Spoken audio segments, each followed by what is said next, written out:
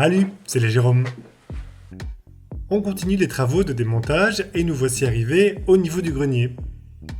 Alors c'est la seule partie qui restait plus ou moins d'origine dans le bâtiment, enfin plus ou moins parce que les châssis ont tous été arrachés et pas toujours le plus élégamment possible à ce qu'on peut voir.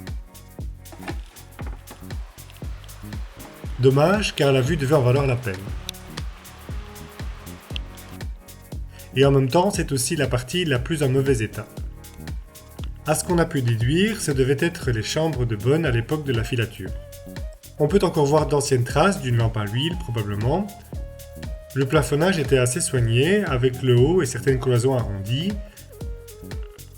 Les passages dans les cheminées sont voûtés, mais fort endommagés. Comme le bâtiment a bougé, tout est de travers, craqué et l'humidité est passée par là, et on n'a même pas accès pour voir s'il y a des fuites dans la toiture. Les déchets de démolition et de réparation dans le passé de la toiture sont toujours là, c'est un peu le bazar complet.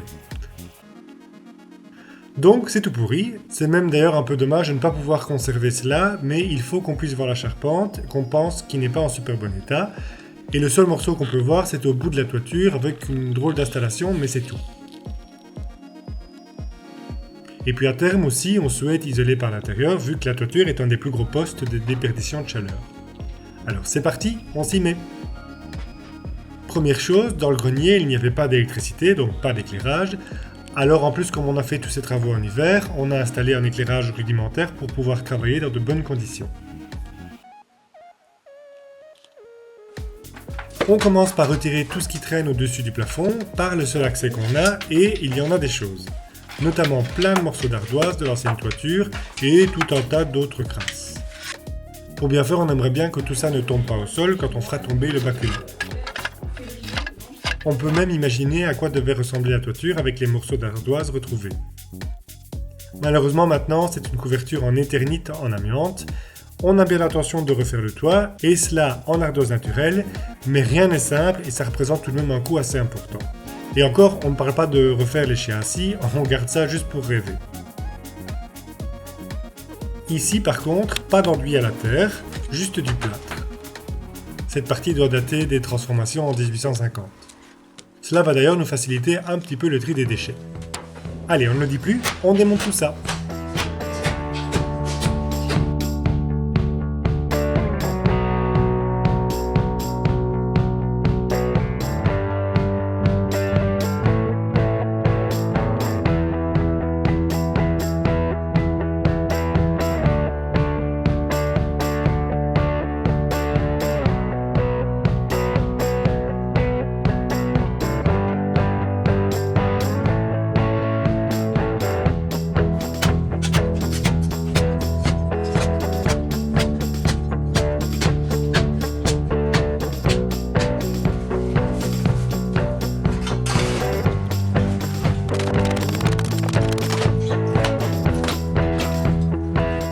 C'est Johnny!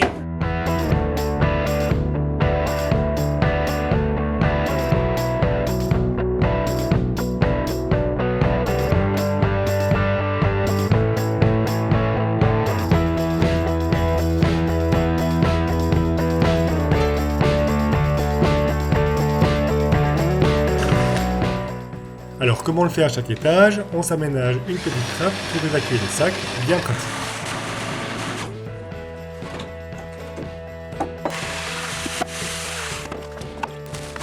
Enfin bon, maintenant ça fait quand même quelques étages à descendre.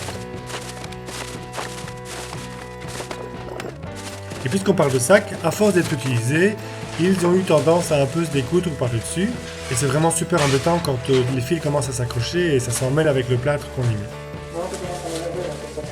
Pour essayer de remédier à ça, on a essayé un petit truc. Avec la machine à coudre, on a fait un petit pli avec le bout du sac pour éviter qu'il se découse.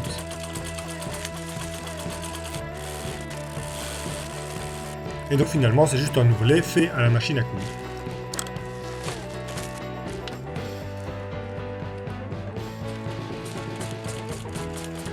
Lors des longues soirées d'hiver, on a fait la bordure des nouveaux sacs pour qu'ils durent plus longtemps. Et avec le recul, ça a l'air de fonctionner. Après tout ce plâtre, on démonte les lattes du bacula. Et puis à nouveau tous les montants et boiseries qu'on va bien sûr mettre de côté pour récupération. On peut maintenant voir enfin un petit peu la charpente. C'est un fermage de charpente classique, bon avec quelques parties endommagées, mais quelque chose a attiré notre attention. A l'origine, la charpente devait être des deux côtés identiques, comme au côté nord, avec les lucarnes situées au-dessus de la panne centrale. Mais durant les transformations, toujours vers 1850, alors que le nombre de fenêtres était doublé en façade, des châssis ont dû être aménagés dans le toit. Sauf que la panne centrale gêne complètement pour pouvoir placer les châssis, du coup, elle a été sciée. On en voit même encore les tenons qui sont dans la mortaise de l'arbalète. Et une nouvelle panne a été placée plus haut, au-dessus du niveau des châssis, et soutenue par un étrier en acier.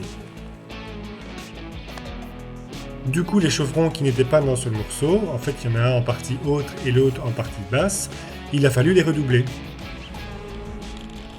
Il y a aussi des sortes de solives qui ont ensuite été rajoutées pour faire un plafonnage. Pour l'instant, on n'y touche pas, car même si elles ne font pas partie de la toiture, elles pourraient, avec le temps, aider à la cohésion du toit qui n'est plus tout neuf.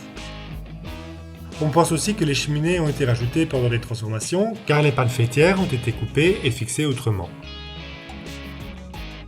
Les cheminées ne sont d'ailleurs plus non plus en très bon état, et on va essayer de les rénover.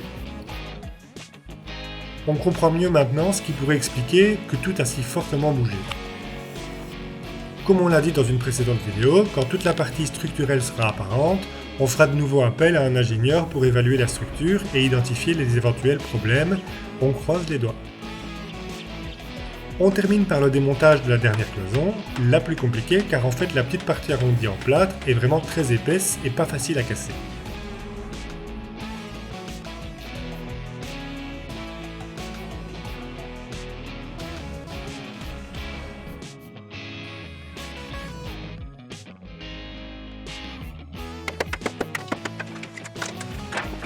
Ce qui fait bien évidemment encore son lot de sacs à remplir.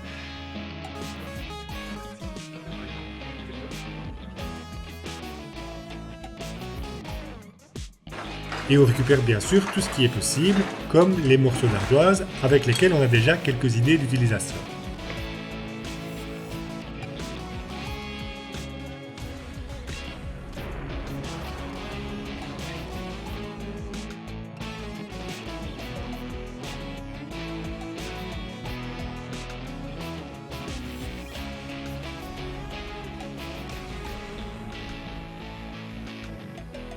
Et voilà, tout est parti, c'est donc fini pour cette étape.